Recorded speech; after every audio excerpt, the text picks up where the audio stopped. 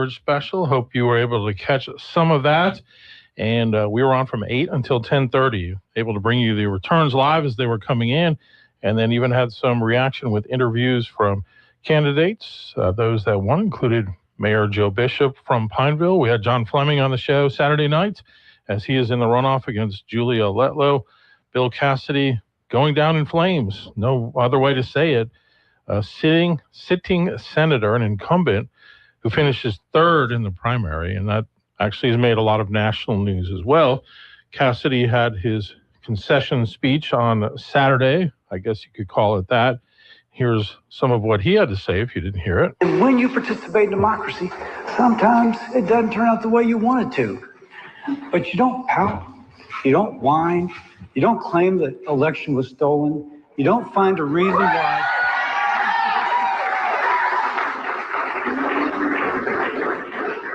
You don't manufacture some excuse.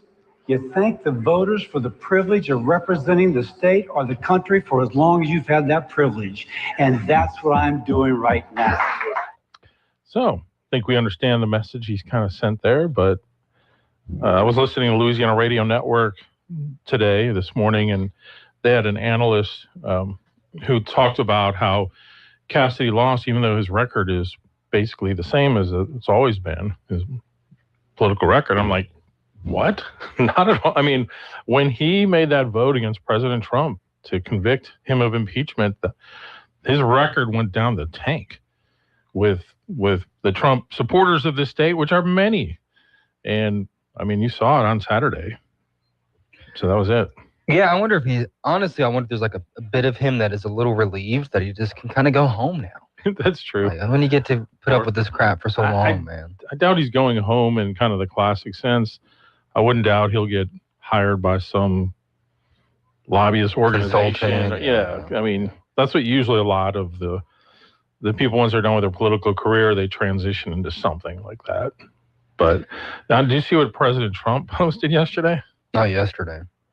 It was him smashing a golf ball, and it basically, like the shot off the tee, and then it shows Cassidy talking, and then the golf ball hits him in the head, knocks him to the ground. I thought he posted a bunch of other stuff too. Did he? Yeah.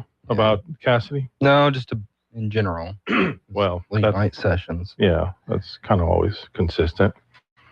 Well, so Fleming and Letlow, I don't know if we're surprised by that, but, you know, Bill Cassidy coming in third was quite the statement, I think. So yeah, definitely. Especially when you look at the amount of money that was spent. His campaign spent a lot of money. Letlow's campaign in his primary spent, I think there was $10 million I saw. Where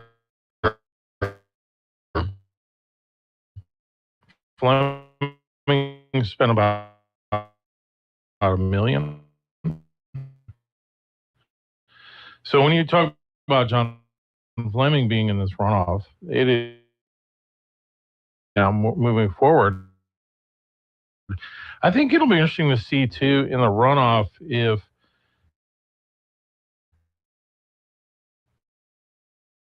which is June 27th, which is see if there's because Casey States basically was telling everyone to not expect those voter turnout results because of the change that they made with the no party designation, that there was going to have to be more paperwork done, and it could take up to 2 weeks before we really know what the voter turnout results were, whereas we usually get that instantaneously. So that's the other kind of headline I think that came out of Saturday, was there was a lot of confusion people had about voting in this primary, especially those who are no party or independent. I don't think a lot of people kind of understand the difference between independent and no party.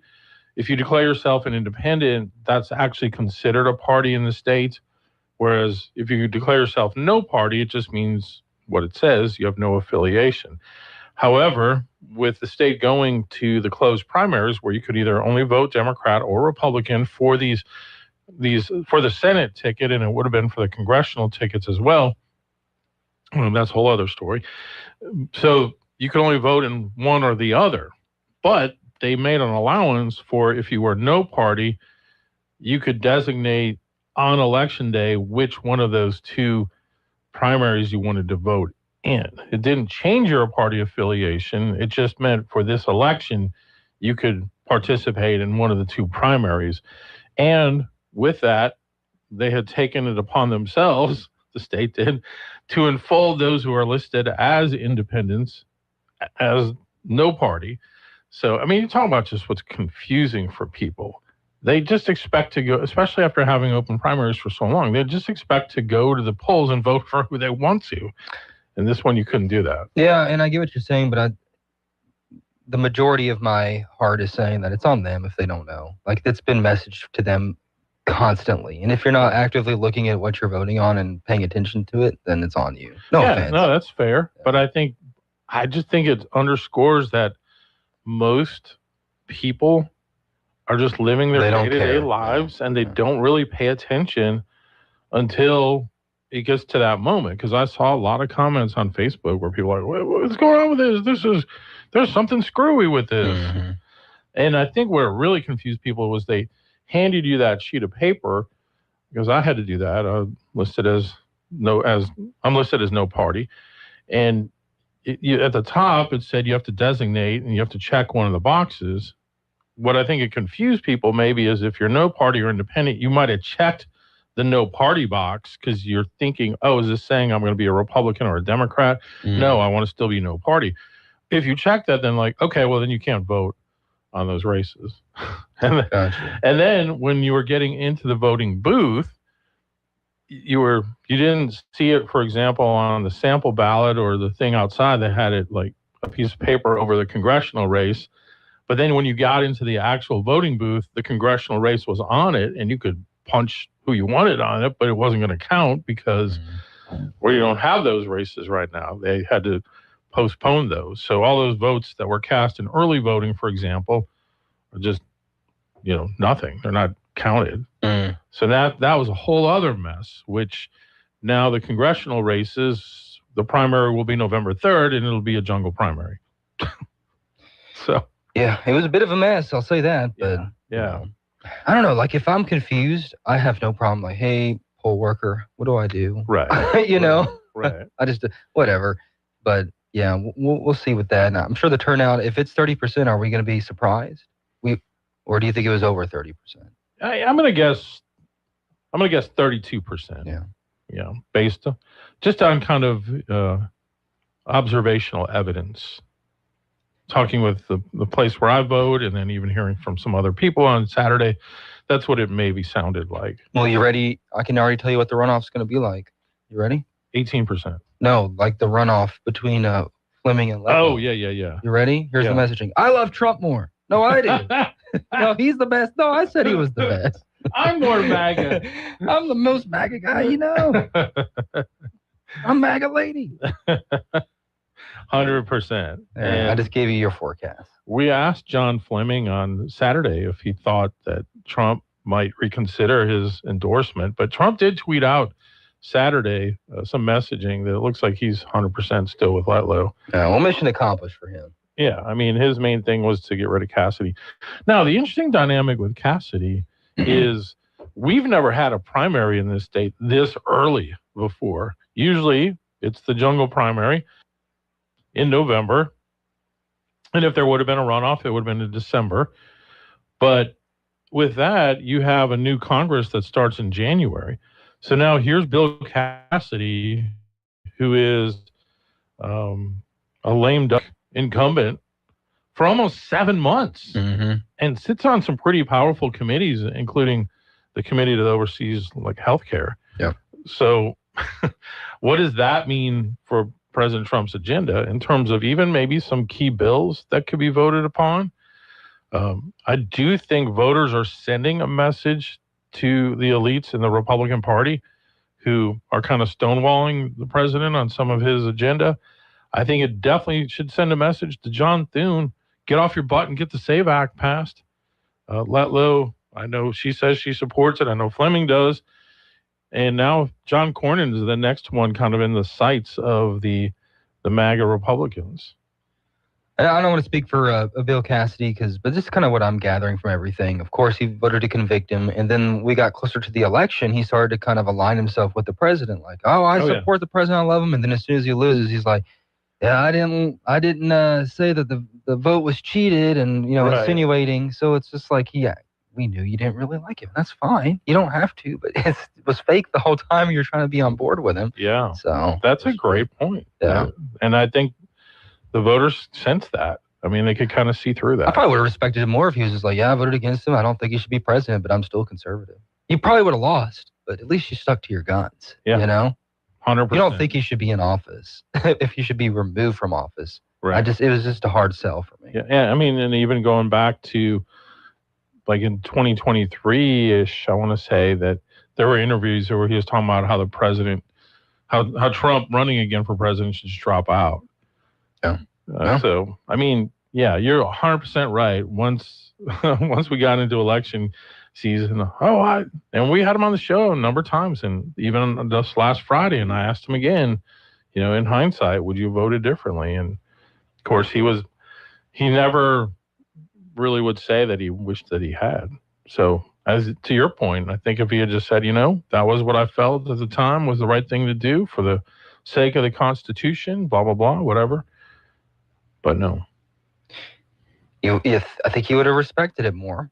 Because, he knew it was political suicide. In a way, he had to know that. Maybe in the moment he felt like it was turning, but not in Louisiana. Yeah. Yeah, I mean, maybe he knew it was suicide, but I honestly don't think he, nor really very many, thought that Donald Trump could come back. I don't think it matters, though. Yeah. Like, I felt like even if Kamala Harris would have won, they still would have been mad about it. Oh, yeah, that's 100%. true. I don't think that matters. Right. You add a little extra, and I bet you $20 Trump would have been tweeting something about it, even if he was at home not being president. True. Hey, we want to also give a big shout out to our sponsor that we had for our election night coverage. Once again, Riverside Hospital, Louisiana. They were great to help us out and to have that show. I know some of you might have missed it. Hate that you did. Not to pat our own backs, but I felt like it went pretty well. It was fun. I thought we kicked butt. That was awesome. Yeah. I'm glad we could do that. Yeah, and if you guys missed it, want to go back and watch any of it, we've got it on our Facebook feed and on our YouTube page. So we had a good time, and I think we're going to try to do it again on the runoff. We should. Right? Yeah, we'll probably only do 2 hours, but we'll see. All right, we got a call coming in on the BOM Bank talk line. Let's take that. Good morning. You're on Talkback. Good morning. Just a comment. It's like Mr. Hyde has to return to Dr. Cassidy. Thank you. All right. I do enjoy that one. All right. Here's from a listener this morning. Oops. Why is that not? So for the amendments, it looks like the unofficial turnout was 27%. For the amendments. Okay. All right. I don't think it's that bad. No. Which is pretty sad. Yeah.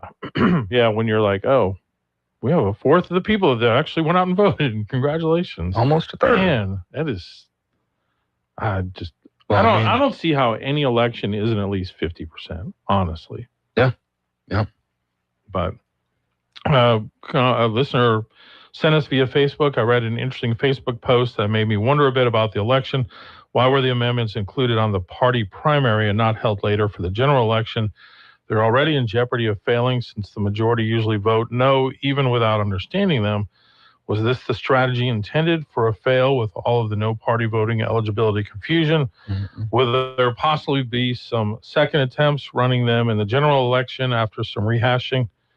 This person says he voted yes for number 3 and have been in favor since discussion started some time back. It'll be interesting to hear what Jeff Powell has to say about this. Yeah. How much lipstick are you going to put on the pig, right? I mean, we could do it later and dress it up later, but people are they hate amendments in Louisiana. Yeah. We're anti-amendment in Louisiana.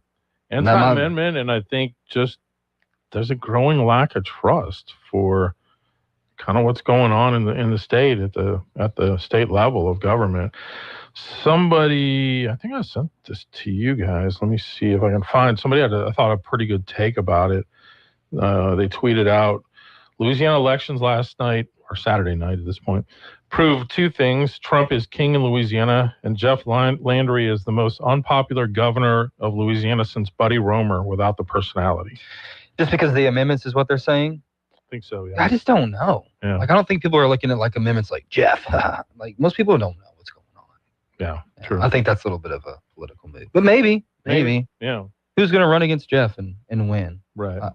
I bet you $1.50 that he's going to win re-election. But it's too close to call, I guess, or too early to call. All right, so yeah, Nathan sent us some of the turnout numbers. He said that now the percentages are available for most races except for the party primary. As you mentioned, Stephen, statewide turnout for the amendments 27%. For Pineville, the mayor's race had 28.6%. Oh, golly. Yeah, I figured it'd be more than that. I know. Wow. So you live in a city that you're going to determine who's going to lead your city for the next 4 years, and less than a third of you cared enough to go decide that. That's just insane. I don't get why people are so lazy with their vote. We are such an entitled, spoiled country. I mean, honestly, there's no other way to say it. And then you look at District 1, they had 18%, District 3, 28%, District 4, 28%. But District 5, that's where Nathan has been the incumbent. He's not running again, and that one's heading into a runoff. They actually had 39%. That's pretty good. So kudos to that district. I feel like in local races, you should have at least 50. But Right? yeah. What are we doing here? Yeah. Okay. What are we doing here? We're about to take a break. And when we come back, Kimberly Jones will join us. She's with the Pineville Rotary Club. They have their big charity golf tournament, which is coming up next weekend, next Friday. And this is always a great event. And we're going to talk about what it benefits because it's really an amazing cause that they work towards. So we'll do that as we continue here on a Monday Talkback. KSYL. This is a Bloomberg Money Minute. It's the biggest deal in the power industry on record. NextEra Energy has agreed to pay about $67 billion for Dominion Energy to form a utility giant. This underscores how soaring electricity demand from artificial intelligence is shaking up the power sector. Florida-based NextEra is already the largest utility and the country's biggest renewables developer. Dominion services homes and businesses in Virginia, North and South Carolina. Checking on your money this morning, stocks are building on Friday's losses. Inflationary worries have gripped the markets as the U.S. and Iran remain far apart on a deal to end the war. And Elon Musk says he's in Texas working on plans for initial public offering of SpaceX. The rocket and artificial intelligence company is gearing up for the largest listing of all time. Sources tell us that SpaceX could file to go public as soon as this week. The company has billions of dollars in government contracts. Courtney Donahoe, Bloomberg Radio. Summer is almost here and something exciting is about to grow at Rapides Parish Library. It's called Plant a Seed, Read. Our 2026 summer reading program starts June 1st. Hands-on fun, weekly entertainment, cool prizes, and big ways to grow your imagination. From kids to parents, everyone can dig in, grow their minds, and have fun learning new things this summer at RPL. Visit rpl.org or your local branch to learn more. Good morning. Our skies starting out cloudy again for the most part on this Monday. Getting better as the day goes on. We're saying partly cloudy by this afternoon. It's going to be a warm day and windy. Afternoon highs about 88 degrees. Now tonight, partly cloudy skies, overcast after midnight down to 74. And then a good chance of rain in the forecast on Tuesday, a 70% chance with the highs near 80.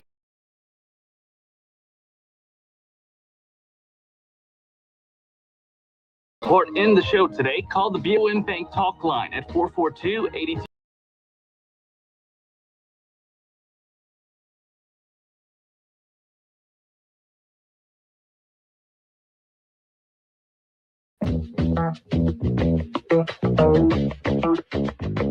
.970 AM, 104.9 FM, KSYO. Now back to Talkback. All right, welcome back, everyone. It is Monday. Be careful driving on into work today. Hope you have a great work week. And we're looking forward to talking about a really cool golf tournament, which is coming up a week from Friday. That's May 29th. Hard to believe May is almost over already. Yeah.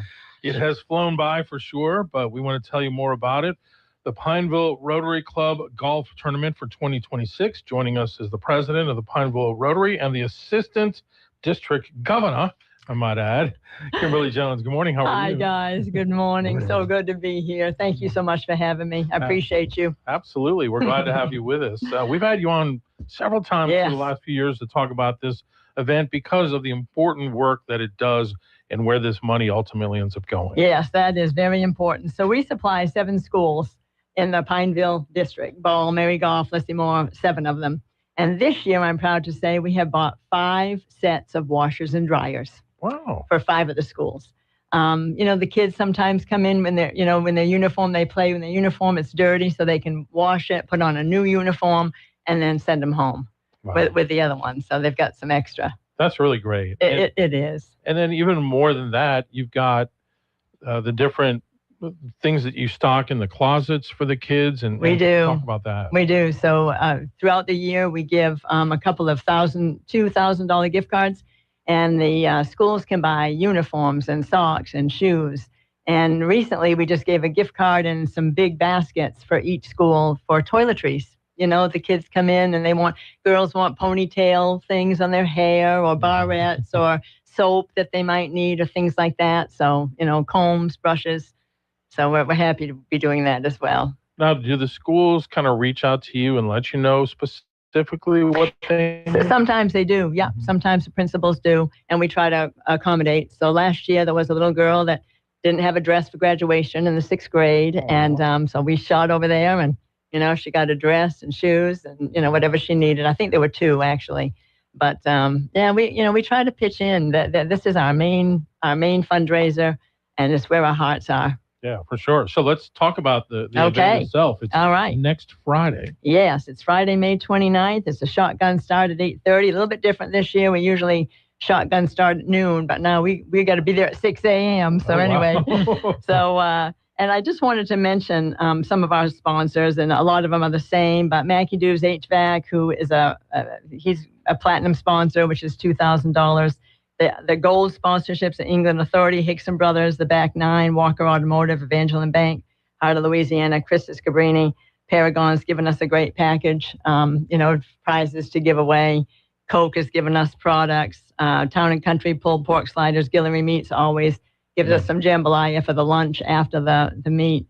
And Super One has given us a cake. Awesome. So we are very fortunate. We really appreciate the links and what they do for us over there as well. And we have, cash prizes. So it's gonna be a great day. And it starts early. It's gonna be a long day. Yeah. But it'll Yes, be good it does. because then it'll be before it gets too hot outside. You know what? It will be. So lunch, they'll come in at 8:30. Lunch will be around noon or whenever they get done. And then, we'll kind of wrap up a little bit early, probably maybe around 4 after we give the prizes and things. Mm-hmm. But I'm excited about it. It's a fun day. You get to meet, a whole bunch of people and thank all of them. And we've had some great support over the years. I'm really fortunate. And if anybody, there's still kind of room for some teams. There's always room for some more teams. So, give me a call or give you guys a call and they can let us know. How much does it cost for a team? $500. So a team is $500, but we kind of urge them to buy a sign with it. So it's $600 if you get a sign. But a team of 4 is $500. Yeah, that's not bad at No, all. it's not. I don't think our prices have gone up forever, to be honest. I think it's been kind of the same for a long time. Yeah. Can individuals come or does it have to be part of a team? Yeah, it's all teams. Gotcha. Yeah. I mean, I guess if 4 individuals wanted to come and just kind of play together, they could. Right. We could kind of set them up that way. Sure. But we try to go teams. Gotcha. Yeah. Gotcha. Yeah. And if people want to sign up, how do they do that? So you can email me at kim.jones@hicksonbrothers.com or call my cell phone 318-730-1043. Okay. And I'd be happy to set you up, get you to the right person to sign up, and I'd be all set.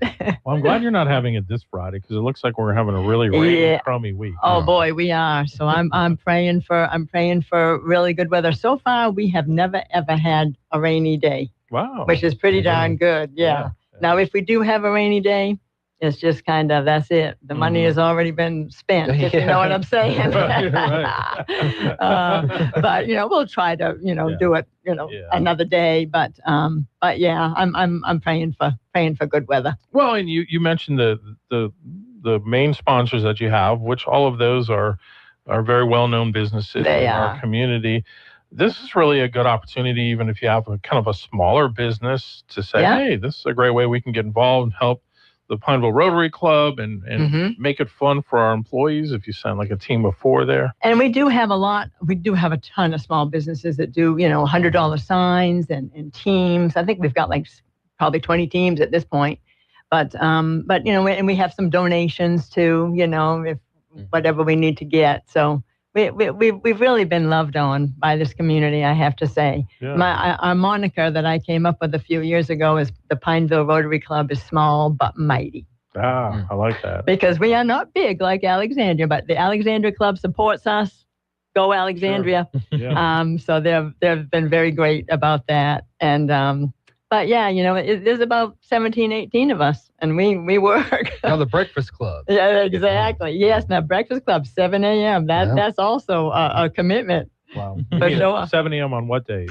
Thursday. Every Thursday at 7 a.m. Wow. Rotary is the only club, I believe, that meets every single solitary week. It's a big commitment. Yeah.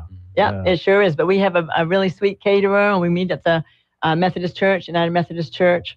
On the Monroe Highway in Pineville. They've welcomed us, and we've been there for a long time, and it makes it's really nice. It's a nice place to come, and we've got some new members coming in. I think we've got 7 or 8 this year. Great. So yeah. Continuing to grow. Exactly. Wonderful, yes. Wonderful. And thank you guys for always letting me come in and being so supportive. Absolutely. Appreciate that. So again, it's the 2026 Pineville Rotary Club Golf Tournament. It is happening at Links on the Bayou coming up on Friday, May 29th. And the shotgun starts at, is that 8:30 a.m. Okay. Yep. All right. That was kind of hard to I don't see. have my reading glasses on. There you go. All right. Kimberly Jones with the Pineville Rotary Club, the president. Thank you so much for being here. Thank you. Thank you guys so much. Appreciate you. KSYL. Hello, I'm Sarah Kramer of Kramer Funeral Home. Funerals don't just signify that a life has ended. They celebrate that a life was lived and loved. At Kramer Funeral Home, we understand the importance of celebrating a life well lived. And since no two people are alike, no two funerals should be alike. We will assist you step by step in creating a meaningful service that honors your loved one's unique life. Let us, the staff at Kramer Funeral Home, be your personal guide. Hey, it's Matt Moscona inviting you to join us for Monday's AFR, presented by Relief Windows. We'll recap the LSU Florida weekend at the box and start to get you set for LSU's week in Hoover at the SEC tournament. So join us Monday 3 to 6. Alexandria's 94.7 ESPN. 970 AM, 104.9 FM, KSYL. Now back to Talkback.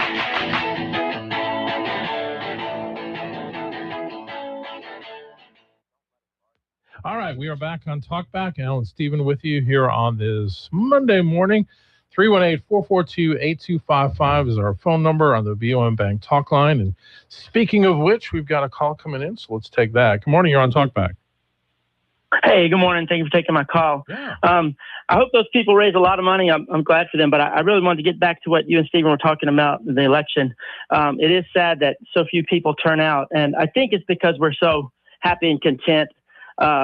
I know there's a lot of talk about how people are suffering, but we're not suffering. We're the hound dog that's staying on the nail and howling, but it doesn't hurt enough to get up and move. But I think Stephen hit on something, and I know he's partially trying to be funny, but it's going to be a Trump love-a-thon in the primary. Yeah. But I think we need to take a lot from that. Cassidy voted to convict Trump. I think he thought Trump was gone, and he wanted to be the first one to get in and jump on his tomb. And, as soon as he saw he had lost, he went right back to bashing Trump because that was his name, his character all along. Right. And, the Democrats, we've said this for years, but the Democrats hate Trump, but they really hate us. They hate traditional Americans. And Obama said it perfectly when he said, they're bitter clingers. They cling to their Bibles and their God and their guns. They see themselves as better than us. And listen, establishment elite, establishment types in the Republican Party, they're the same way. They are embarrassed by us. And I believe Letlow is embarrassed to have to coddle up to Trump to be able to win her election. But look, I think as soon as Trump is out of office, she goes right back to her minders, the elite establishment. They want to get along with the Democrats. They had a really good thing going before Trump jumped into the middle of it. They could come to us and make their speeches and get us worked up. We would vote for them. They would go to Washington and do nothing. They just went along with the elite Democrats. The big cats made money. The people worked and paid the taxes, and they want to reestablish that as soon as they can. And I think this is going to be a battle between the establishment money that's going to be behind Letlow and the anti-CCS people, the grassroots people that are going to be behind Fleming. I hope Fleming wins, but look, those people have a lot of money and power. And Letlow's going to say everything she has to say about Trump and how much she loves Trump. But during those days when Cassidy, voted against Trump, she was not that big a proponent of Trump. She's never been a great proponent of Trump. She says it that she is, but her voting record shows it. And they think of us just like the Democrats think of us, that we're lesser people, we're rubes and country bumpkins. And she wants to get back to her DEI elite intelligentsia crowd to hold her little pinky out when they drink their cocktails. We'll see who's going to win. But when Stephen said that, I laughed, but then I realized, he's saying a lot. That's just what it's going to be. And as soon as Trump's out, she's going to turn right back to the way she was. Anyways, thanks for letting me speak my piece. Yeah. Y'all have a great day. Thank you so See you, much. sir. Appreciate that. Yeah, pretty much. Someone commented, I don't even know what's going on here. Y'all need to talk about AOC in South Alabama making a threat against the South. I don't know what he's talking about. I'm trying to read the comments we're on here. I'll have to look at that too. Senator John Kennedy, the other senator for Louisiana, was interviewed on Fox News yesterday. They had a one-on-one interview, and they asked him about the runoff race. Here's what he had to say. So what happened in Louisiana last night? Well, Peter, here's the way I see it. Unless you're God's perfect idiot, the result was predictable. Ground control to Major Tom. The polls have shown for well over a year that Senator Cassidy was in trouble. I think the president's endorsement of Congresswoman Letlow was sort of the icing on the cake. Bill knew that, but he decided to run anyway. I respect that. I thank him for his service. He was very gracious in his concession speech. We now got a runoff between two fine people. For what it's worth, I don't plan to get involved. A wise man once said nothing. Why? Because he's a wise man. But I don't plan on weighing in. And, if one of them starts talking about my mama, I might. But otherwise, I'm just going to vote like everybody else. Well, at least 20% of us. Yeah, I think it's Letlow's race to lose, honestly. I'm not saying that's what I would want, but Right. Yeah. No, that's some good little quips there. A wise man once said nothing because he was wise. That's so especially true in marriage. Yeah, you've learned at a young age. Just don't say nothing. It'll be all right. My young Padawan. Yes, dear. Speaking of Padawan, your movie comes out this week. Yeah, it does. Star Wars movie. Yeah, I do have a movie update, and I think you'll get a kick out of this. So I try and show my wife, who's from Venezuela. And she's pretty American cultured, like she knows all the stuff, but she's not really into like the classic movies. So I try and show her some good old classic movies. And I couldn't think of anything better than showing her Uncle Buck yesterday. And she usually hates what I pick out. Like she hated Christmas Vacation. Yeah. And a couple of others. She loved Uncle Buck. Really? Yeah, she loved it. She says one of her favorite movies. So that made me happy. It was a win yesterday. Yeah. I'm going to show her Planes, Trains, and Automobiles this week, too. So there you go. See what we can do. Yeah. But she got to pick a movie, too. She made me watch Pretty Woman. And I hated it. Oh. And then at the last half, I was like, okay, this is a great movie. Like the first half, I was like, it was just me, I would have shut it off by now. It was just really creepy. Yeah. But then it got really good. But it's still kind of It weird. was really creepy. It was really weird. Yeah. Yeah. It is kind of when you think about it. But it had like its endearing moments, I guess. But it was very weird. Yeah. Yeah. So that was circa, what, 1990? That movie came out? 1990, yeah. Yeah. And Uncle Buck was 89. Wow. Yeah. I didn't think of Uncle Buck as being older than Pretty Woman. Yeah, barely. It's funny when you Yeah. say old classics because I'm like, okay, well, that's when I was like 25. Yeah, well, I don't even know if you remember this movie with Matthew Broderick, Lady Hawk. I don't. It's like an 80s fantasy. Okay. No. Yeah. Dang, okay. You should watch it. Hmm. They it's based in like a high fantasy type thing, knights and kingdoms and stuff, but it's got like the 80s synth music the whole time. It's awesome. Okay. Like look it up. All right. So let's see. The AOC thing, I'm seeing that apparently she was in South Montgomery, Alabama over the weekend and said it's time for the North to pull up to the South. And they had a redistricting protest, over 5,000 people at the main rally in Montgomery, 109 buses that brought in 4,000 to 6,000 activists from across the country. Only about 15% were local. Most white Alabamians support the Republican map. Black voters strongly back a second majority black district. Black turnout lagged 13 points behind white in 2024. National groups busted most of the crowd because local support couldn't fill up the Capitol steps. And there are clips of her ranting, but I really don't want to listen to her voice this morning. It's too early for that. Phones are lit up. Let's take some calls. Good morning, you're on Talkback. Yes, I hope everyone will get out and vote for John Fleming. People do not realize that Letlow has 2 small children. She's very busy at the Capitol, and she's been dating. She has a fiance who is an attorney who sues the people to make sure that their land is used for carbon capture. That is his main thing. And she is behind that big time. And we don't need that in Louisiana. We don't need it anywhere because we don't know what it's going to do. But the research says in Africa that it kills a lot of people where they did that carbon capture. And I am backing Fleming, and I know he is a good person. He's state treasurer, and I'm very disappointed in our governor for endorsing her and insisting that Trump endorse her. He's the connection between Letlow and Trump, and I'm disappointed in our governor, very much so. All right. Well, thank you. Thank you for your thoughts. We do appreciate it. Let's take another call. Good morning. You're on Talkback.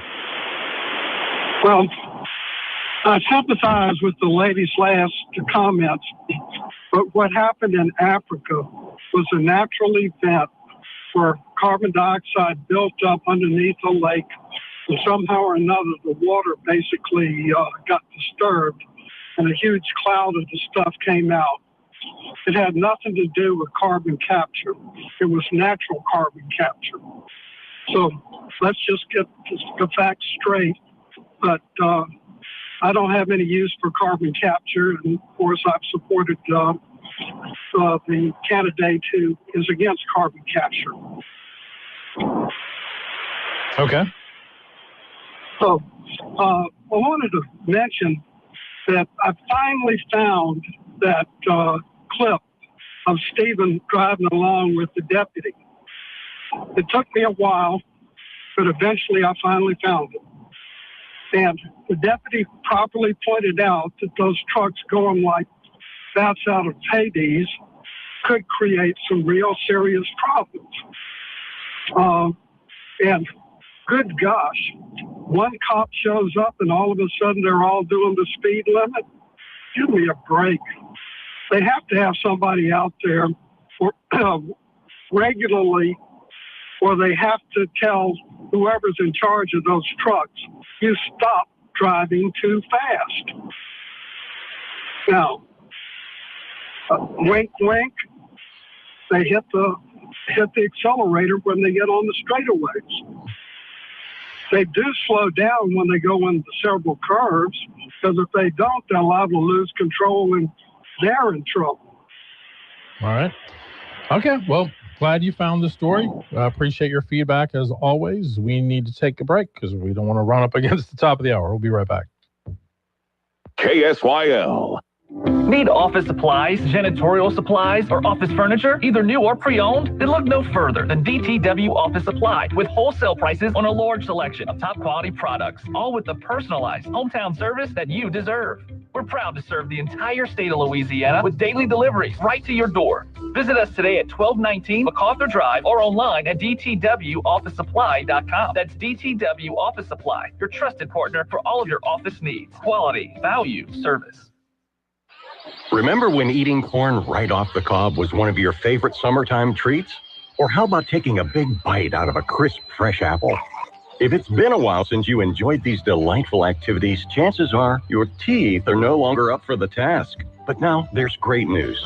The folks over at Today's Dental in Pineville are Cenla's dental implant experts. They're both highly trained and experienced in the procedure. Now with thousands of completely satisfied, delighted patients. They make dental implant surgery simple by using today's most current technologies, along with in-office IV sedation administered by a highly skilled certified nurse anesthetist. You'll be in and out before you know it, without all the anxiety. Plus, at Today's Dental, their multiple finance options make the entire procedure truly affordable. Go back to crunching all your favorite foods. Give Today's Dental a call at 448-4540. It's a general dental facility on Highway 28 East in Pineville, owned by Dr. Jonas Goche. That's 448-4540. Got a big day ahead of you? Then it's best to fuel up with some of Cenla's best at Bricato's Restaurant. Walk right in and just smell that home-style cooking. Place your order, take a seat, and do breakfast right till 9:30 this morning. Get fresh biscuits, eggs any way you like them, melt-in-your-mouth pancakes, grits, hash browns, sausage, bacon, even wraps and sandwiches. And don't forget their fresh brewed coffee. Bricato's Restaurant, 28 West, right across from the Coliseum. Your breakfast is waiting for you. Before the engine starts, before the tires roll, before you head anywhere in Louisiana, there's one move that matters first. Buckle your seatbelt. It takes a second, but it can change everything. On short drives, long drives, back roads, and busy highways, your best protection rides with you. Click it. Every seat, every time. Responsibility travels with you. One road. Brought to you by Louisiana Highway Safety Commission. My name is Whitney Allen, and I'm a widow. My husband, Ryan, died. We never thought we'd ever have to use life insurance, but the unexpected happened. With Ethos, signing up was fast and 100% online. You can get a quote in seconds, apply in minutes, and get same-day coverage. No medical exams, and you can get up to $3 million worth of coverage. I'm grateful we were prepared. Get your free quote at ethos.com/term. That's ethos.com/term. Paid spokesperson. Time spent on application may vary. Online health questions required. Confidence is knowing you're ready to handle whatever comes your way. That's what it feels like to take on your workday with Cintas. They make sure your AEDs are up to date, your fire extinguishers are tested and inspected, your floor mats are cleaned and delivered, and your workwear looks good, feels good, and is freshly laundered with the Cintas Apparel Plus program. So are you ready to take on today?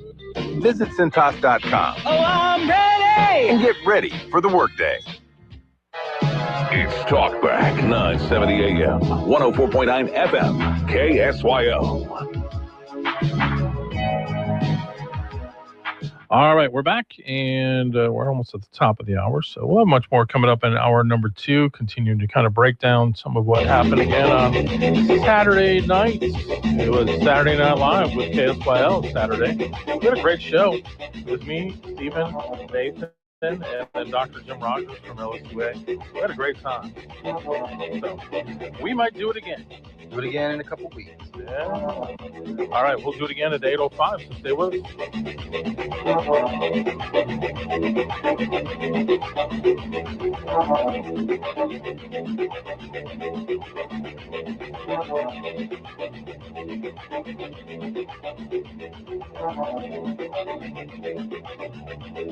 You've been listening to Talkback. The opinions expressed were those of the hosts and callers, and not necessarily those studios of Cenlaw Broadcasting.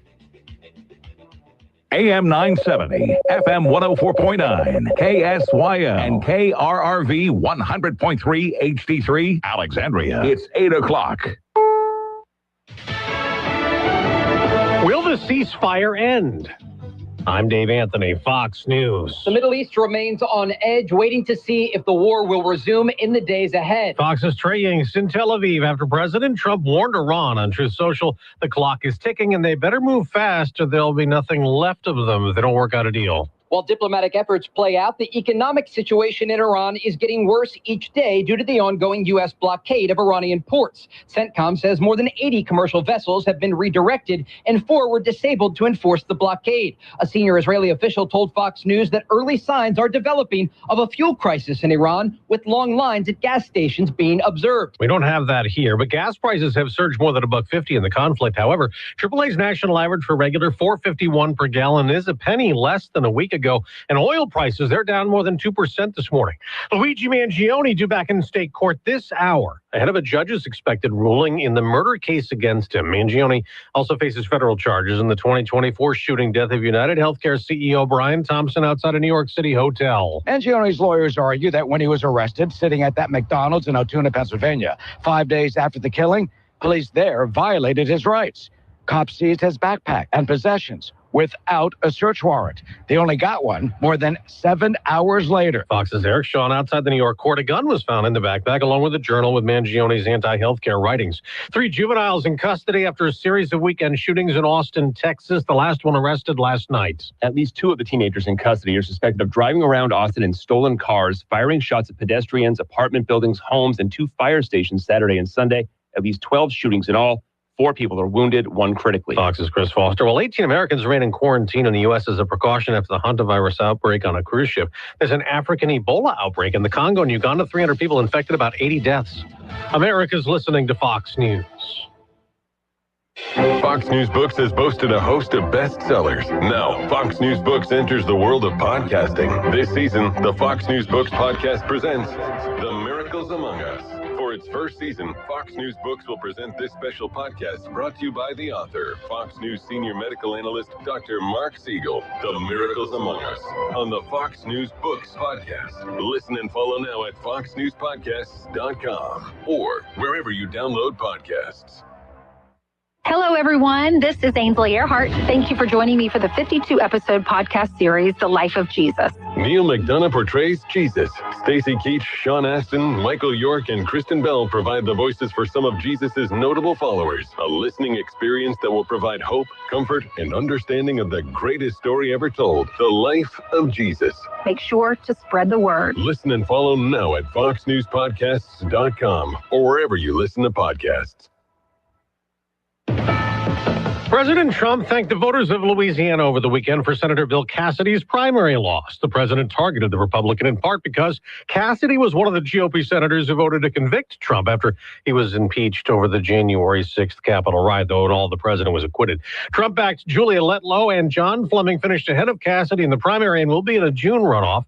Republican Senator Lindsey Graham tells NBC's Meet the Press. Those who try to destroy Trump politically, stand in the way of his agenda, are going to lose. Tomorrow, there's another Republican the president wants voted out in a Kentucky primary, Thomas Massie, whom he calls the worst Republican congressman in history.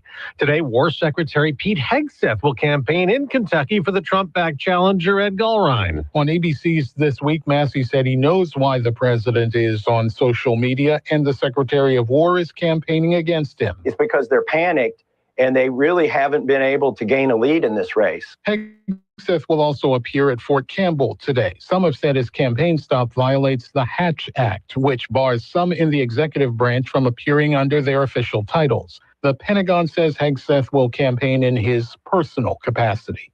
Gernal Scott, Fox News. On Wall Street, ahead of the opening bell, a turnaround. Stock futures were down big. Now they're rising modestly. In the NBA playoffs, Cleveland knocks out the top seed in the East, Detroit. We're along this journey. Every step is a step further. We just have a job and more to do. On Prime Video, Jarrett Allen of the Cleveland Cavaliers scored 23 points in the clinching Game 7 in Detroit last night, where the Cavs clobbered the Pistons 125-94 to move into the Eastern Conference Finals versus the Knicks, with Game 1 tomorrow in New York.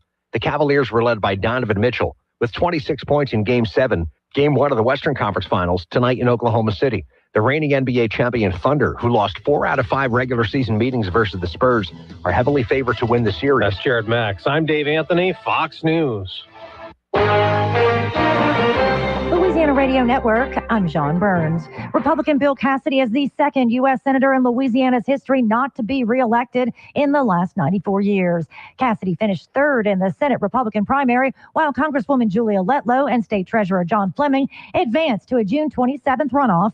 Cassidy spoke to his supporters on Saturday. I've had the privilege of representing the state of Louisiana for 12 years. I've been able to participate in democracy.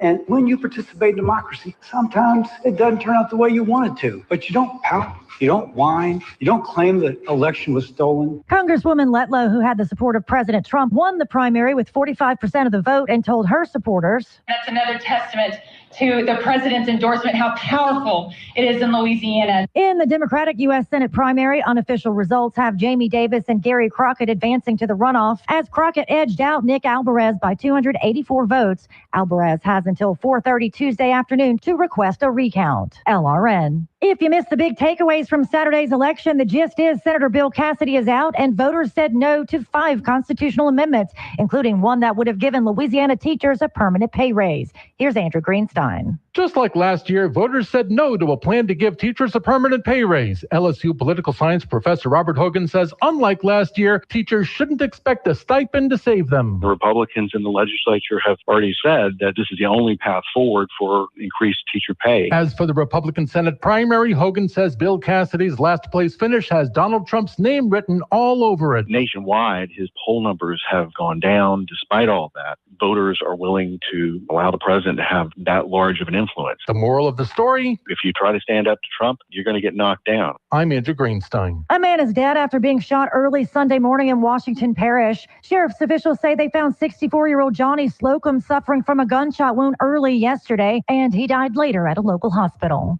LRN. Blended families, bonus children, and co-parenting can bring amazing experiences, but it can also be overwhelming and complicate your estate plan. How can families navigate the process when entering into this wonderful journey? I'm George Fine with Fine Legal Services. When it comes to your family's questions, our team can make planning for the future seamless and transparent. Call your Alexandria, Louisiana attorneys, George Fine and Jeremy Cedars, at 318-767-2226 to learn more, or visit fine-lawyers.com. LSBA number LA2316294.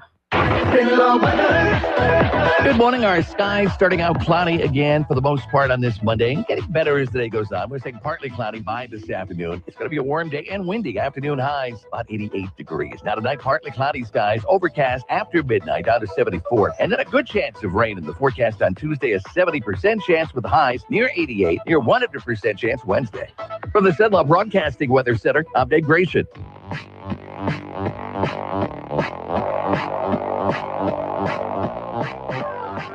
It's Talkback, Central Louisiana's longest-running talk show. Whether it's the guests or the callers, Talkback is where Central Louisiana begins its conversation.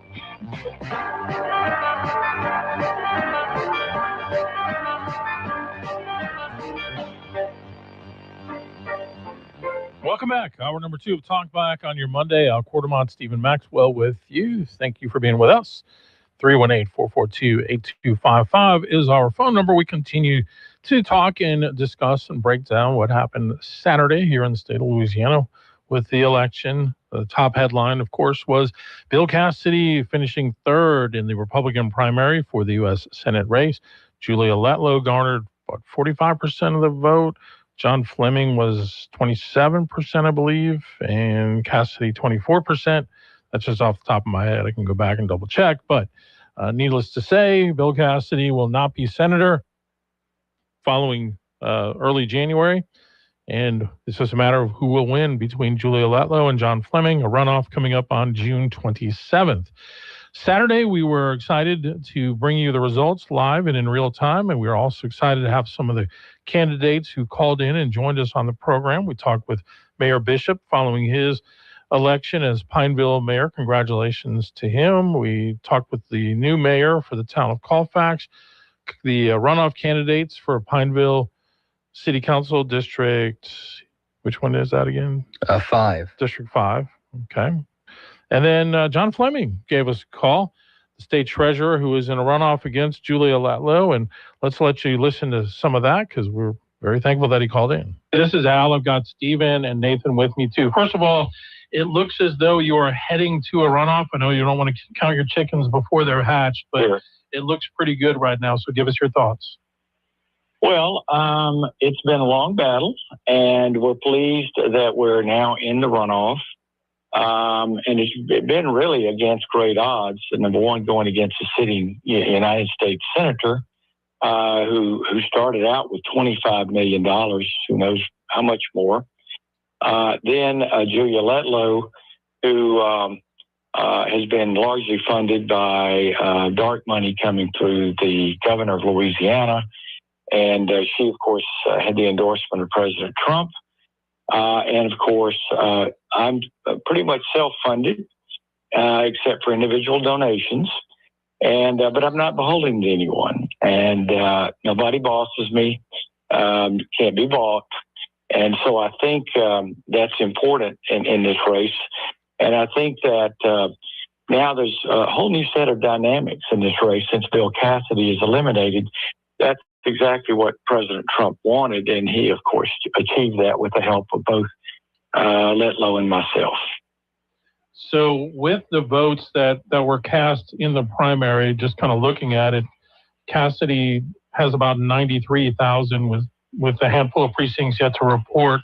How do you track those voters to the John Fleming campaign in the runoff?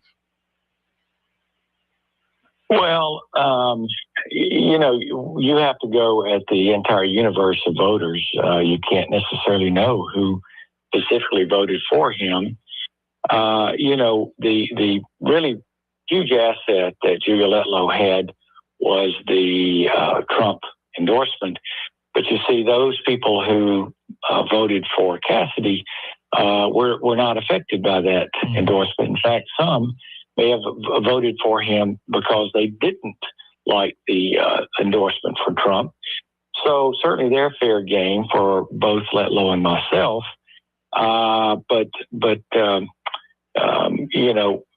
We'll be communicating and, meeting with people across the state. And again, letting them know that, we're here for the people. We're not, bought and paid for. We don't get special interest money. Nobody, tells us what we have to support except the people themselves, the voters. And of course, carbon capture and sequestration is a big issue in this. There's a lot of that money that was put in this race behind Julia Letlow and, against me in this case. And again, there are a lot of people in Louisiana that are very uncomfortable with that. So it's going to be a whole new dynamic beginning Monday. I know you have a lot of people that are trying to have you call in. So let me just ask you one last question. Sure. Do you think President Trump will change at all his endorsement in this race? I can't predict that. Of course, I don't have any control of what his perception is or what he wants. All that is to say that he achieved his primary goal, and that was to remove Cassidy, or at least keep him from being reelected. And so I think he's quite happy about that. He's already commented on that. Yes, sir. All right. Well, all right. That was John Fleming on our show Saturday. And if you didn't get a chance to catch our program in hour number one, I think Stephen said it quite well. What we're going to look at in this runoff between Letlow and Fleming is going to be, I'm the most MAGA. It's going to be a MAGA competition. But, yeah, I think that's kind of where it's going. And we'll see some more, I'm sure, liberal Letlow ads and Fleming's a liar ads and all sorts of different things. So, yeah. Well, the liberal Letlow ads mostly came from the Cassidy side. That's true. It seemed like Fleming's ads that he ran the last maybe 10 days or so were kind of addressing the negative ads her campaign had against him, which seemed to be, it's hard to judge, but seemed to land a little bit. So I think he's trying to correct that record. What will be interesting to see is if the two of them would agree to a debate, and in this case, maybe even a televised debate, the conventional means that we see traditionally on traditional media. We did have the debate between Letlow and Fleming on the Moon Griffon show, which I thought was pretty substantive. It took, it was over about a 90-minute time period, and I thought they were able to address a lot of topics and get kind of deep on a few issues. And that Fleming really represented him well himself well in that debate.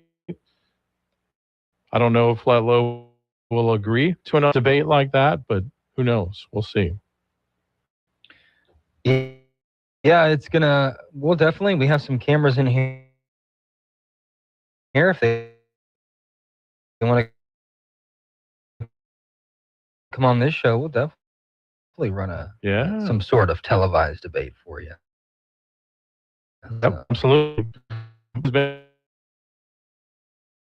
being accessible to us. We have not really made connections with the campaign, but we're open to it. And people monitoring the show, invitation anytime. Actually, since I'm sure Congress. I'll reach out to her again. Try it. So. It's kind of his home territory, and also Grant Parish, where he won by a single vote. There. Did he really? Yeah. How about that? Yeah. And then I want to say Vernon Parish broke for him as well, which makes sense with the carbon capture issue. Cassidy actually did win a couple of parishes, or finished first, I should say. But they were in like the New Orleans, Baton Rouge area. I thought he would. Letlow got Rapides, right? Yes. Yeah, I figured he would get Rapides. I was kind of surprised. Let's see if we can. By the way, the final total for that race was 45% for Letlow, getting 179,000 votes.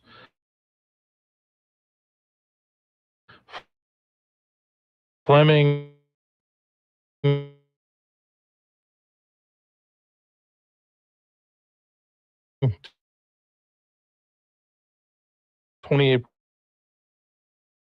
130 votes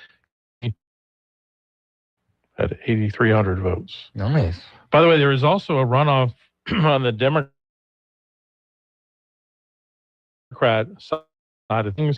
Javis had the total 47%, and he will be facing Gary Crockett, who edged Nick Alvarez by only about 300 votes. So that was extremely close. Wow. Well, we pay attention to the races. We kind of forgot about the Democrat primary. No, we mentioned it a couple did. On Saturday, but it's not getting a whole lot of play. No. In any way. Yeah, you mentioned Rapides Parish, excuse me, and Letlow ended up with 45 votes to 43. Cassidy actually had 10% here, 1,250 votes. So, yeah, no, I don't. We're too surprised. They put money down. They would put Fleming in the runoff. And, you know, and I think he probably has the upper hand just because of the endorsement and everything, and some of the back. I wouldn't be surprised if he made a strong go. To be honest with you. Yeah. So we're playing campaign ads. I'm sure next, I guess, 5 weeks from now, 27th. Yeah, about 5 weeks. 5 weeks from Saturday, I guess. In November, and of course, with November, we'll have the mayor's race for Alexandria. Alexandria, number of other different things. So it's all races. Those will be interesting. It'll be fun. That's the word for it. KSY. Them all, and you'll get service with no delay from certified technicians the very same day. Take advantage of our $99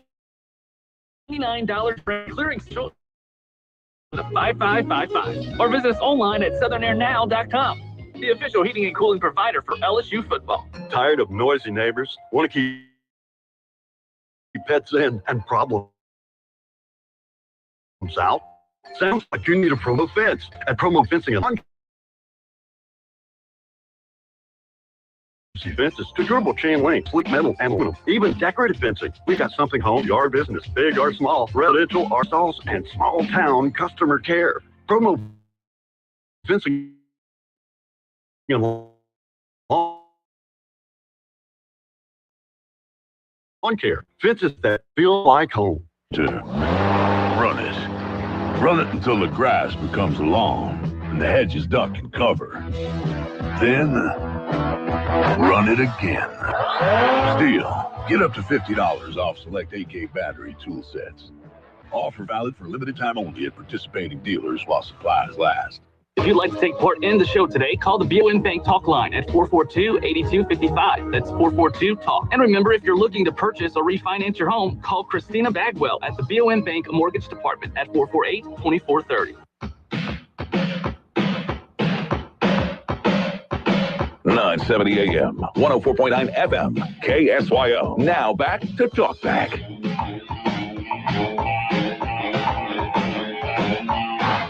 All right, we're back. Alan Stephen with you here on a Monday morning. Jim Butler had an article in the Rapides Parish Journal this morning, kind of focusing on the local aspects of the election. And he said voters saying no in Saturday's balloting likely sent a shudder throughout government hereabouts. He said those choosing to take the time to vote in Rapides Parish, right, rejected 5 proposed constitutional amendments and 4 of the 6 property tax proposals. According to unofficial totals, parties sifting through the tea leaves are left to wonder whether voters are overtaxed by the economy or just didn't like what was being proposed. Officials have a month to address these questions. So, because he points out, coming up on June 27th, here's what we have, Stephen. The sheriff's office, their law enforcement district, will have a renewal of a tax that would start in 2030 that would provide more than $11 million annually for the next 15 years, which funds the sheriff's office. So I think that tax goes back to, I want to say like 2021 or 2. I mean, I'm sorry, 2001, 2002. People seem like they've been very supportive of that tax through the years, especially because of how it puts resource officers in the schools. So I would think we'll start to hear some messaging about it, people voting in favor, but you can't take it for granted, especially when we saw some of the struggles for the Renaissance tax to get passed. Public safety levies had heretofore, Butler writes, been considered sacrosanct, but Saturday's rejection of the 3 fire protection proposals calls that into question. Then there are the school taxes. A parish-wide millage generating about $14.3 million is up for renewal on the June ballot, and there are renewal millages requested in Consolidated District 62, Pineville District 52, and Poland District 55. Yeah, I felt bad for the Fire District 2 not passing because they desperately needed some updated equipment, and I understand people are strapped for cash too, so you understand both sentiments. But yeah, it's too bad for them. They really went out there and tried their best, and I saw them picking up their signs yesterday. Yeah, it was pretty sad. Wow. So, yeah, and they do such a great job. I mean, and it has to be discouraging for entities like that because obviously they do a lot for the community, and anytime you're employed in something like firefighting, there's a risk involved in that, and it has to feel like in some ways, wow, our own community doesn't even support us. Yeah. It does feel like that, I'm sure, but you also have to realize that in today's economy, people another $100, $200 a year could messes with their head or their monthly budget. But I understand. I wish it would have passed for them. I really do. But it's a tough one. Yeah, I think just there's just so many different ways that we're taxed today. I mean, coming and going. That I can understand why people have just a very anti-tax of any kind. If I can vote on it, I'm voting against it mindset. And it's understandable why. I mean, people have been having to see their costs of living go up dramatically in so many areas. And who do they usually blame? The politicians for that. So even though like local firefighters aren't politicians, obviously, that just kind of gets thrown in the heap with everything. And if there's an anti-tax sentiment, it's really tough to push something through. It is, and I think they knew that, but they did a good job trying to get the word out, and we did a story or two on it as well. We did. But I'm sure there's a lot of people that went up to the booth and didn't really know what exactly it was. And right. That probably didn't help either. Yeah. And that one would have been a new tax, correct? Yes. Yeah. So, looking at the taxes that were on the ballot, number 2 would have been 20 mils for 10 years. And that one failed by looks like about 600 votes. And service area number 1, fire district number 2, that one also went down. So that one was 25 mils. So they had 2 on the ballot. Is that right? Or is that different? I think it's different. Service. Okay. And then fire protection district number 4 had 15 mils, a renewal. That one did pass. Protection district number 7 had a renewal. That one passed. Fire protection district number 19 had a continuation, and that one did not pass. That one lost. Well, here you talk about your vote. Every vote matters. 45 to 44 was the vote there. Which one? Fire protection district 19. Wow. To 26.48 mils, a continuation for 10 years. So maybe you can do a little follow-up on that one. Yeah, that'd be a good one. Yep. 1 vote. Same with Alder Person and Creola. Yeah. 1 vote. Which I saw people were like, no, she won. Or but they didn't realize that as crazy as this sounds, folks, Creola is a multi-parish district. Part of it is in Rapides and part of it is in Grant. So depending on where you live and what precinct you vote in, some of the people were voting in Rapides Parish, some of them were voting in Grant Parish, and they have to combine those 2 totals together. So a lot of people were just clicking on the Rapides Parish total and saw, oh, this one won, which could find that for you. Crystal Hicks won. Right. So it shows if you just click on Rapides Parish that Bliss Wise won the race 5-3. But if you go to the multi-parish ballot, let me see if I can find that. If you go to the multi-parish ballot, then Crystal Hicks won 16-15. So more, I guess, I don't know if more of Creola is in Grant Parish. More people from Grant Parish voted, for sure. Yeah. Seems like. Well, they have 6 precincts for that in Grant Parish, it looks like. So I'm trying to scroll between the 2 items here. And then in Rapides Parish, they have 4 precincts. So yeah. So 6 in Grant, 4 in Rapides. And then you see the comments. I'm like, am I going crazy? Did I look at this wrong? But no, it's multi-parish. It's an easy one to mess up, though. It's very confusing. Yes. So they won that one by 1 vote, and nice election night. Not good if you're an amendment or a tax. Or an incumbent senator who voted to convict Donald Trump of impeachment. You did him in. You did him in pretty good. So to say the least. Big race coming up in Kentucky, I guess, is tomorrow night, Thomas Massey's primary. And Massey, who has been critical of President Trump, has kind of made an enemy of the president. So they set, I think I heard this morning, $34 million have been spent in that primary. There's a Trump-backed candidate, and then Massey, who's been getting the support of people like Lauren Boebert, whom the president went off on over the weekend as well. Jeez. So it's weird how these people, some of them we thought were just solid MAGA, all of a sudden. Yeah. 3 years ago, you would have been shocked to hear some of these things. Oh, I know. Exactly. Hey, we're at the bottom of the hour. We have to take a break. We have a call come in. If you can wait or want to call back, we'll come to you after we get back. KSYL. This is a Bloomberg Money Minute. Some positivity in the air now on Wall Street. On reports, U.S. has proposed a temporary waiver of sanctions on Iran's oil. That's been a key demand by Tehran to agree to a peace deal and reopen the Strait of Hormuz. Bitcoin, though, is getting to a 2-week low today. There's a new kind of blood pressure pill on the market. AstraZeneca's potential blockbuster blood pressure pill, Baxfendy, has been approved in the U.S. Elon Musk says he wants to get SpaceX IPO underway pretty soon. Could file for an initial public offering as soon as this week, seeking to raise as much as $75 billion on a valuation of more than $2 trillion. And acupuncture is a booming business for pets. Wall Street Journal says medical community is divided, and so are some of the animals being treated, but proponents claim they're amazing benefits, and doctors are charging up to $500 a session to get your pet treated with acupuncture. Some owners claim the treatment works miracles, helping pets deal with cancer and arthritis, and even regaining puppy and kitten-like mobility. Denise Pellegrini, Bloomberg Radio.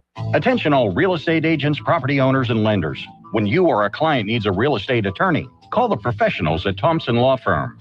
Whether the legal matter is basic or complex, the Thompson Law Firm can accurately guide you or your client to a successful outcome. That's why numerous industry professionals have trusted the Thompson Law Firm for years. They also handle estate planning, successions, and business law.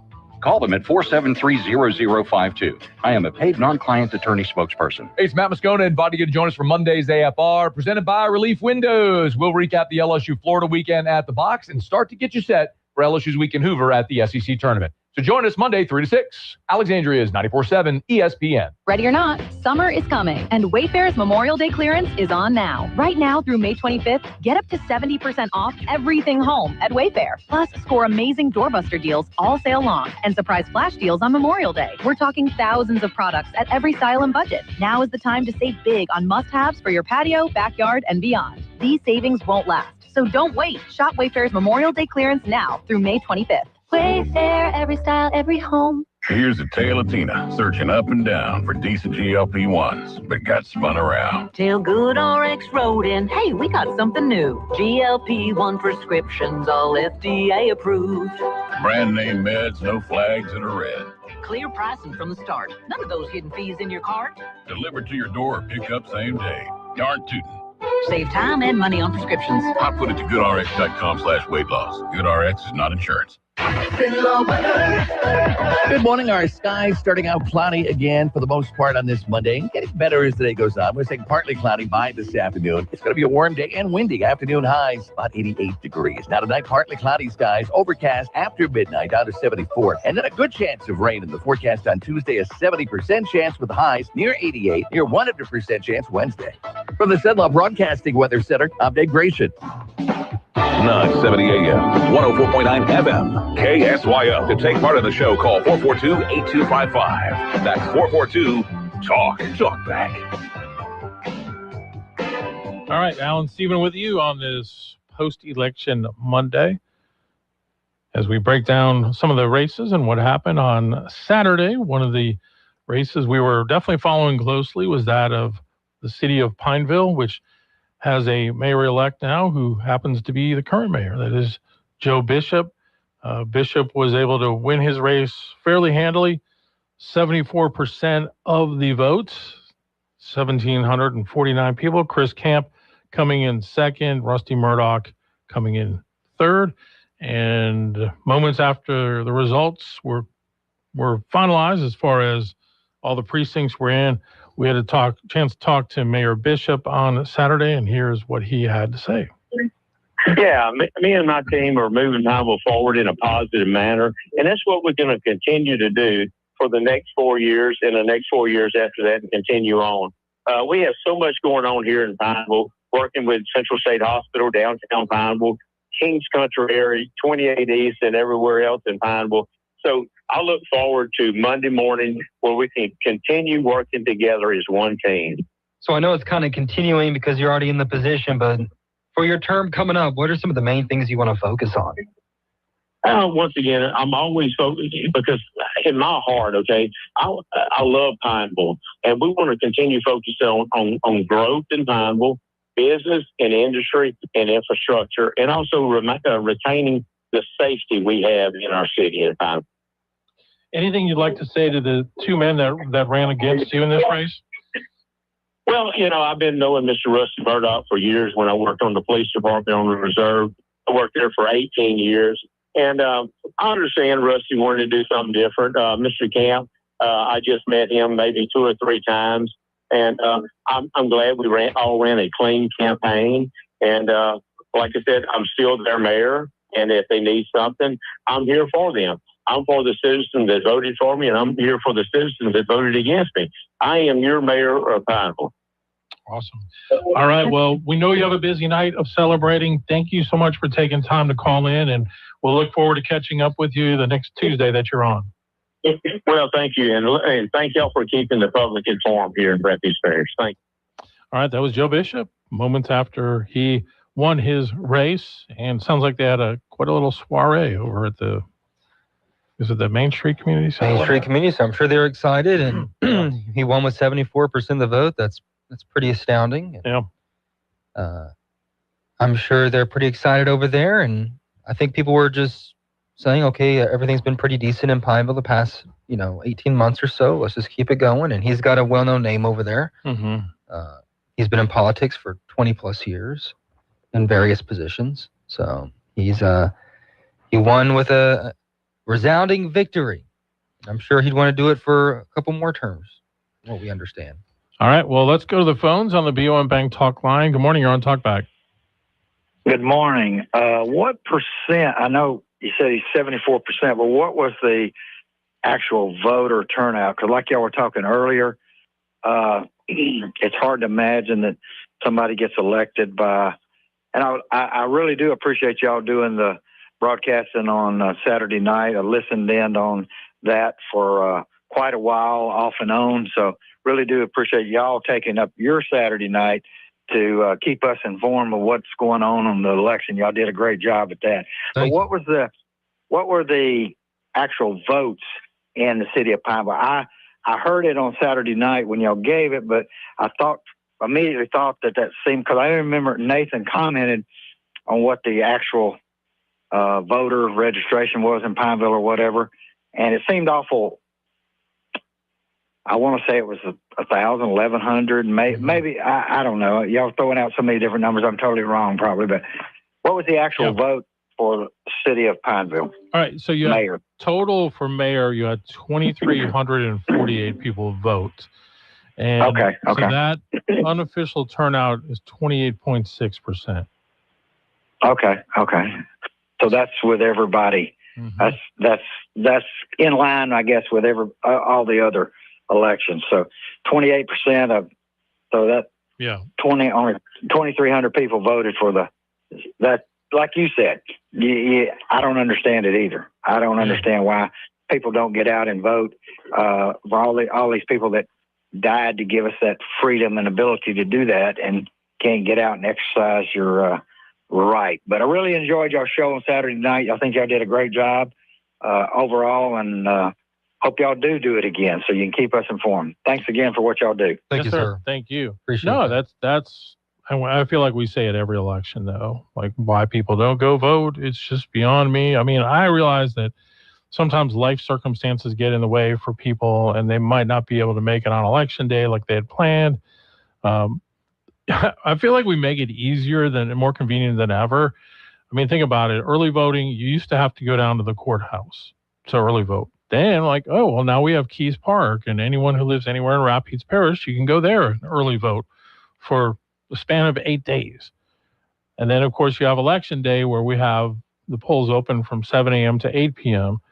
So even though people are busy on a Saturday, unless you're out of town, should be able to make it over there for the 10 minutes that might take you total to pull up, get your ID checked. Yes, we do that in Louisiana. Jim Crow 2.0 is alive and well here, Chuck Schumer. Just kidding, obviously. But it's not an encumbrance on us to show our IDs, is the point I'm making. And yet you just see where so many people, I think, just don't think of it, don't care. Whatever reason, don't go vote. If Donald Trump is on the ballot, then we get like 50% turnout or 60%. If not, we're kind of always languishing in this somewhere to 20 to 30%. That's just not acceptable. So I don't know. I don't know how you change it. I think as Americans, we just very much take for granted that we have the opportunity to vote. I think some of it is people have become apathetic because they feel like even if they vote, it does no good. The leaders don't listen to them anyway. They're going to do what they're going to do. So I don't know. I wish more people obviously, cared, but the ones who didn't vote, we probably didn't want them to vote anyway because they don't care. If they're not informed. If they're not informed. Right. Yeah. There's that. I mean, I think you make a good point about that. Like I told you, if we just built the monarchy, we wouldn't have these problems. Who would we get to be king? Oh, I know a guy. We could have the king of Sinlaw. We could have a king's rally.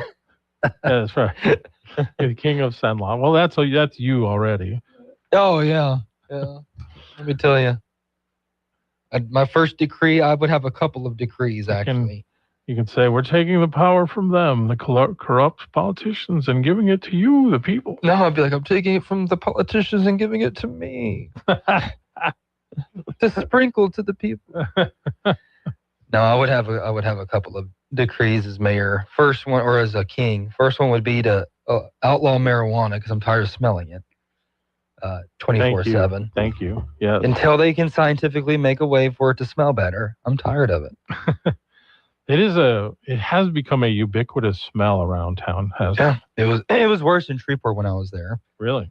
Yeah, but it was, man, you smell it all the time here, and if you live in an apartment complex, sometimes it's just nothing like a fresh cup of coffee on your patio and the smell of a skunk wafting in your face. That's one thing. Yeah. And I would create more traffic circles. Oh, yeah. I would do like an overpass of traffic circles. Yeah, yeah. One on top of the other to make it really confusing. It's like Lion King. We should just play I Just Can't Wait to Be King. That's right. And I'd put City Hall in the middle of the traffic circle, or my castle. Your castle in the middle of that unknown area in there. Yeah. Yeah, that would be the way to go. Yeah. That would be the way to go. See, I'm telling you. All right. And be a good king. You wouldn't have to worry about me. Trust me. He'd be a benevolent king. Don't worry about me. Free pastries for all. We'll be right back. KSYL. Remember when eating corn right off the cob was one of your favorite summertime treats? Or how about taking a big bite out of a crisp, fresh apple? If it's been a while since you enjoyed these delightful activities, chances are your teeth are no longer up for the task. But now there's great news. The folks over at Today's Dental in Pineville are Senlaw's dental implant experts. They're both highly trained and experienced in the procedure. Now with thousands of completely satisfied, delighted patients. They make dental implant surgery simple by using today's most current technologies. Along with in-office IV sedation administered by a highly skilled certified nurse anesthetist, you'll be in and out before you know it, without all the anxiety. Plus, at Today's Dental, their multiple finance options make the entire procedure truly affordable. Go back to crunching all your favorite foods. Give Today's Dental a call at 448-4540. It's a general dental facility on Highway 28 East in Pineville, owned by Dr. Jonas Goche. That's 448-4540. What's good for lunch? Wilmore's is good for lunch. Wilmore's Mobile and Sub Express on the corner of North MacArthur and Bayou Rapides Road. Want a fresh, crisp, healthy salad? Wilmore's has them. Garden and chef salads, tuna or chicken salads. Prefer a sandwich for lunch? Then come get them hot or cold at Wilmore's. Ham, turkey, or roast beef subs, Italian, chicken, and club subs. And their hamburger is a real standout. Your good lunch is waiting at Wilmore's Mobile and Sub Express on North MacArthur Drive at Bayou Rapides Road. It's Talkback 970 AM, 104.9 FM, KSYO.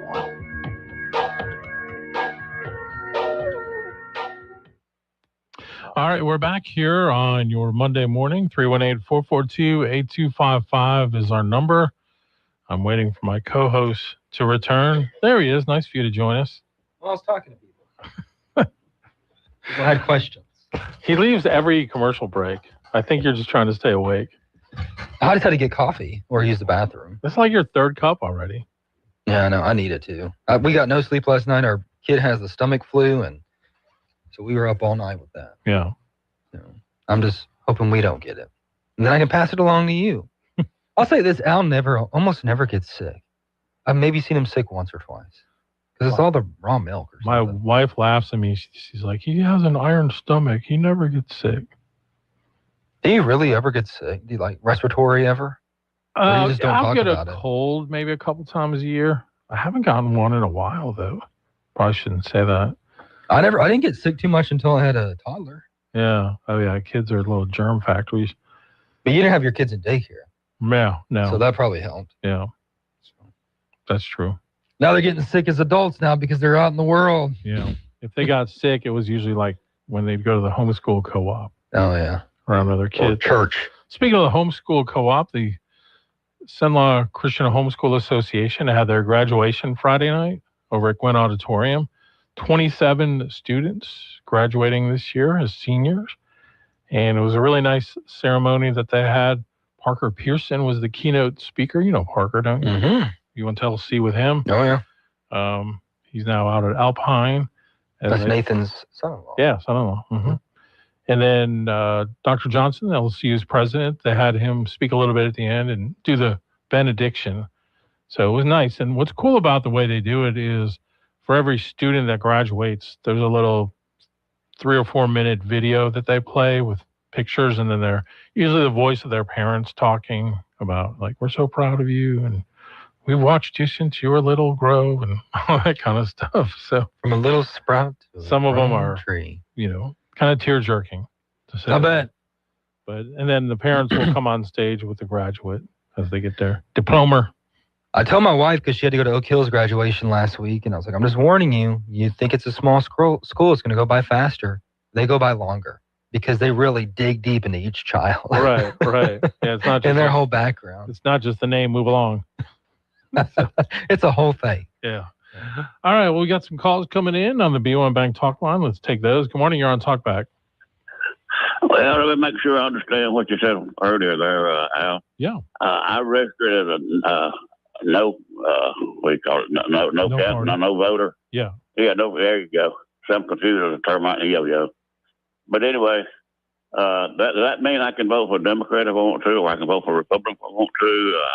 I'm just a little bit confused about it. Sure. So this was just for the primary, where you had to declare, I want to, even if I'm no party, I can still participate, but you had to fill out a form that says I want to vote in the Democrat primary or I want to vote in the Republican primary. I'm not sure So I can vote in either one. What's that? So I can vote in either one? Yes, correct. But you have to stay in it for the runoff. You do? Yeah. Okay. You can't switch. What if you didn't vote in the primary? I don't know. Yeah. I don't know. That's a good question. See, it's just confusing. It really is. Maybe we can get an answer on that from the registrar. Okay. I'll reach out to you. Yeah. So, well, because I know that's what I had to do because I'm no party. They gave me a form and said, okay, if you want to vote, you have to check a box. What made it a little confusing is that there are 3 boxes. And if you didn't understand the assignment, you might have checked the no party box saying, well, that's what I am, which if you did, then you can't vote in either one of those. You could still vote on the amendments. You could still vote on local municipal races, tax votes, things like that. You just couldn't vote in that preferential primary category. Now, for Congress, because they have delayed the congressional races, they were supposed to have the primaries for those on Saturday as well. They're pushing those back to November 3rd and getting rid of the preferential primary, and they're just making that an open, what they call a jungle primary again. I just got an answer from the registrar, who's always super quick. She goes, yes, you can vote in the runoff if you didn't vote in the primary. You just declare at that point. Okay. But you can't switch. Right. So Right. once you're Republican, you're stuck until For next time. this race. For this race. Yeah. You're not switching Well, parties. Go ahead, sir. I changed mine on the computer. When I was young, I'm 84 now, but when I was young, because everybody registered Democrat practically back in those days, but I just switched on the computer, which I didn't even know you could do it that way. I'm from the old school, or know too much about those things. But anyway, Yeah. I did do it on the computer, so I'm no party now. Right. Right. So, did you vote Saturday? Yes. No, I voted early, and I screwed that up royally. I went in there and got in my booth, and I went through everything, voted out all the amendments, and I never did see the one I wanted to vote for on there. So I pulled my card out, and I called that lady over there and said, "Hey, I didn't see the one I wanted to vote for here." She said, "Can you pull your card out?" And I said, "Yep." She said, "Well, you done, and you can't vote again." Oh, So I screwed that up. Oh. I screwed that up. Well, I mean, it's easy to do. It's not. It is confusing. It is confusing. So, Yeah. All right. Well, hopefully, better luck on June 27th. Hey, then I messed it up the other day. I couldn't vote again this past Saturday Right. because I already voted early. Right. Yeah, that's right. So I'm dead in the water for June 27th for the runoff, right? Yes, sir. If you're, well, did you check a box, Republican or Democrat, or did you just check no party? I guess no party. I had my son do it. Like I said, I'm not very astute on these computers. I think what's I hit them confusing with is you can be no party in terms of your registration, but for that specific race, you are allowed to vote on one of the two primary tickets as a no party person, but you had to declare that before you did it. But did you pick a party when you went to the poll? Did I pick one? Yes, sir. Well, dummy me, I don't really remember if I did or did not. I got you. Yeah. I just went in and gave my driver out and said, "Hey, I'm ready to vote." Okay. Probably not then. If you're registered as no party, they should have given you that form to fill out. Well, I done the no party after I voted. I done that later on. Oh, okay. Okay. All right. All right. Well, So I noticed on there that there were three guys running, but they were all Democrats. I said, "What am I doing in this?" I didn't know any of them. Yeah. Oh, you must have been in the Democrat one. Yeah. Interesting. Yeah. Okay. You might want to call the registrar and have them check for you. They'll get you an answer. Yeah, well, like I said earlier, I'm just confused as a termite and a yo-yo. So I guess we'll Careful, All John. right, thank y'all much. John Kennedy might steal that one from you. Now, my favorite saying, speaking of bugs and sayings, is Uncle Buck. He goes, when he's threatening Bug, the boyfriend, he's like, got my axe here. He goes, "I've been known to be able to circumcise a gnat."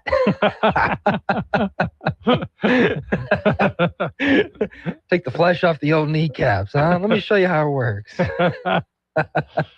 He was great. He's the best. All right, another call. Good morning. You're on Talkback. Hey, good morning, guys. Ed Tarpley.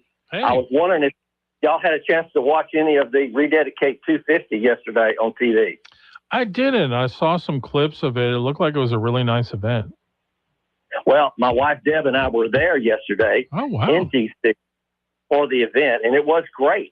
I mean, they had tremendous speakers and music, the prayer and rededication to the country. It was really an outstanding event, and the crowd was huge. They had people from all over the country. We met people from California to New York. It was just amazing, and it was probably the nicest, most polite crowd I've ever been a part of. I mean, it was really, really terrific. So, but we were there. The weather was great. It was a little cloudy in the morning, which helped it out with a little coolness. The afternoon was kind of warm. The sun came out, but we had a terrific time. Met a lot of great people, and anyway, it was just outstanding that that President Trump directed the 250 celebration committee to have this event, and I just think that we should be really grateful that we had Christian leaders gather from all over the country to come and pray for rededicating the country to God, and it was outstanding. It was absolutely outstanding. Did they ever say like how many people were there? Well, it had to be in the tens of thousands. I mean, the entire Capitol Mall, the National Mall, is where it was held. And if you saw any of the photographs, and they had a huge stand prepared. I mean, it was a lot of people there coming in and out, but they had seating at the front aisle, and then toward the back, the people were on the grassy areas of the National Mall. So people were there, with blankets and just ice chests and everything watching. So, but it was a huge crowd, and it's right there on the National Mall, which is where the 4th of July celebration will be held too, in just a couple of months. But this was Rededicate 250, and it was outstanding. And Deb and I both were there, and we really felt privileged and honored to be a part of it. That's awesome. Well, thanks for reporting in. It looks like it was a great event. Well, it absolutely was a great event. I don't know. You never know how much the national news media will put on something like this. It was clearly a religious ceremony and celebration. And you had people from all Christian denominations throughout the country there. And so it was really great. I mean, as we were standing in line waiting to get in there, you meet people from everywhere. And that to me was one of the favorite parts of it, was just to get to interact and enjoy the fellowship with fellow Christians from all across the nation. Absolutely. All right. Well, thanks for giving us the update on it. Well, I'm glad you got a chance to go. Yes, it was terrific. Yes. Y'all have a great week. Good to talk to you guys. Thank you, Ed. Good to talk to you as well. We'll take our last break. Need office supplies, janitorial supplies, or office furniture, either new or pre-owned? Then look no further than DTW Office Supply, with wholesale prices on a large selection of top quality products, all with the personalized hometown service that you deserve. We're proud to serve the entire state of Louisiana with daily deliveries right to your door. Visit us today at 1219 MacArthur Drive or online at dtwofficesupply.com. That's DTW Office Supply, your trusted partner for all of your office needs. Quality, value, service. Hey everybody, it's your boy Cupid, reminding you to make that seatbelt click every seat, every time. It's not a brand new dance, it's not a lot of trouble. Every time you drive, you gotta use a buckle. You gotta make it click or you'll be walking by yourself. Click it to Cupid, reminding you to click it every seat, every time. Brought to you by Louisiana Highway Safety Commission.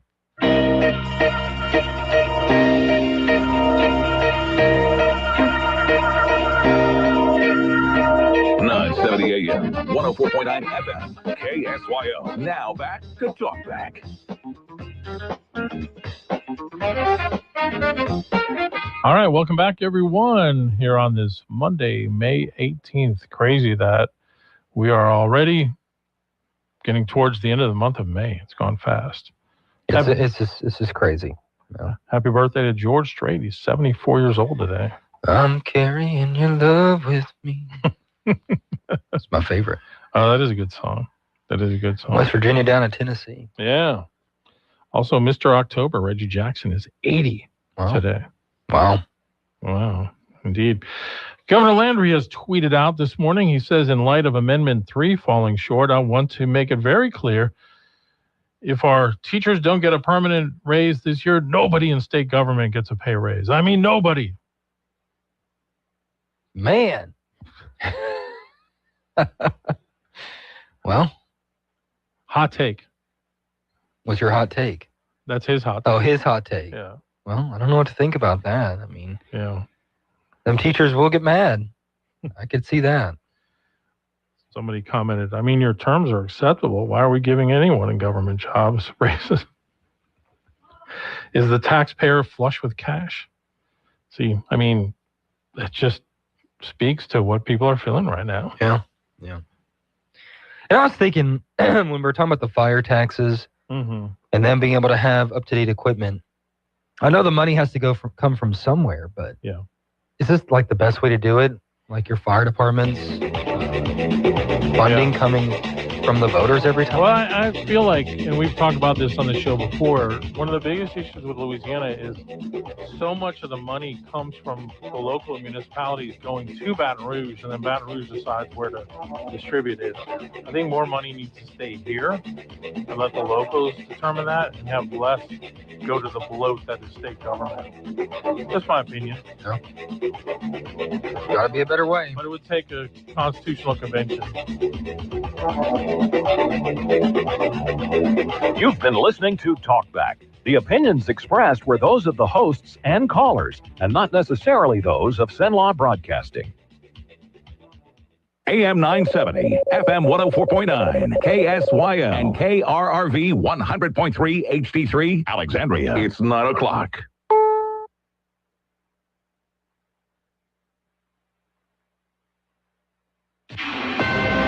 This is a Fox News alert. A key ruling in the murder case